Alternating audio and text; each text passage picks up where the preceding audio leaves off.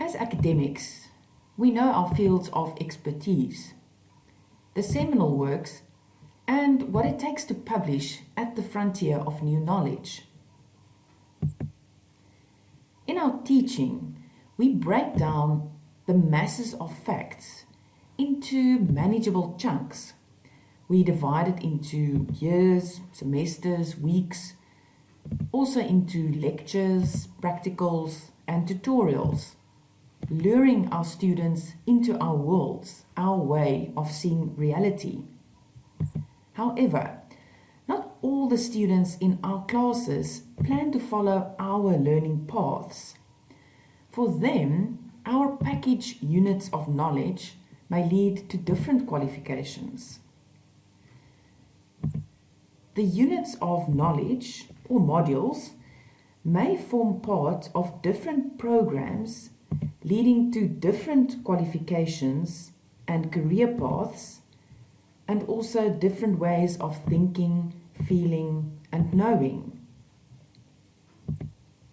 These qualities or qualifications are described in program outcomes, competences, meta profiles, or graduate attributes.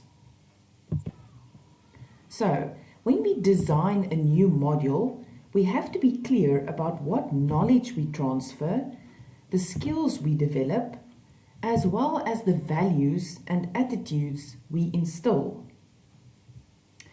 So now you might ask, so do I just break up my knowledge into pieces? It's actually a more complicated design challenge than simply breaking down units of knowledge.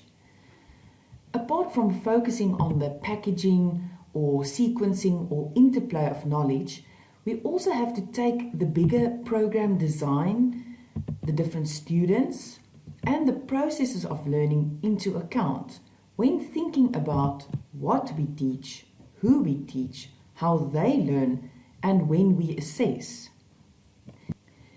Even when a module is only offered to one group of students, in only a particular program, it is still good to be very explicit about the knowledge, the skills, and the values, so that we can be sure that we truly teach and assess all that we set out to do.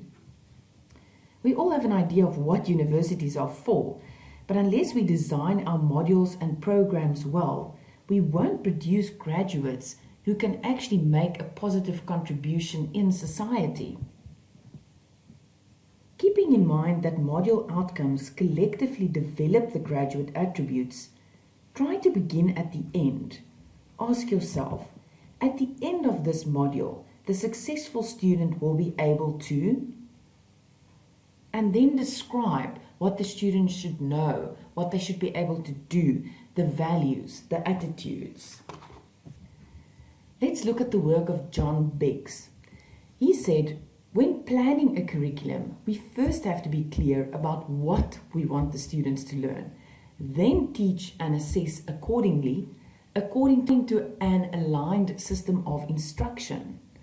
Such a system is fully criterion referenced, as the objectives or outcomes define what we should be teaching, how we should be teaching, and how we could know how well students have learned. In aligned teaching, there is maximum consistency throughout the system.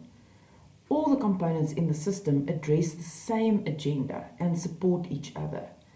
Therefore, students are almost entrapped in this web of consistency, optimizing the likelihood that they will engage the appropriate learning activities. This network is called constructive alignment.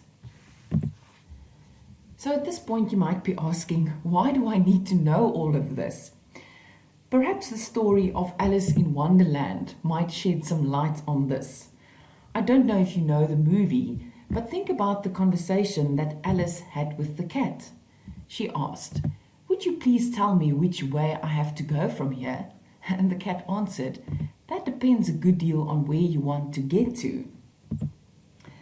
So the question then, how do we do this? Where do we start? Writing outcomes is part of a bigger process when planning a module. It usually starts with our situational analysis. This phase usually examines the current context within which teaching and learning takes place. This will include the macro, meso, and micro level aspects that play a role in the design of learning opportunities. In our context, the strategy for teaching and learning will have an impact during this phase. Things like the notional hours linked to the credit of a module, learning spaces or lecture halls, the program, the department, all of these things have an impact in your situation analysis. The approach of Stellenbosch University in terms of teaching and learning is defined in the strategy for teaching and learning. This document intends to give direction in achieving the aims set for Stellenbosch University to remain one of the leading research-intensive universities in South Africa. So, the cycle starts with the situation analysis, followed by the formulation of outcomes, which this resource is about. Outcomes should be aligned with the assessment and the facilitation of learning. Facilitation of learning includes thinking about our content and, of course, our teaching methods. The last phase is about feedback and actually to evaluate if we achieved what we intended to. This then feeds back into the situation analysis.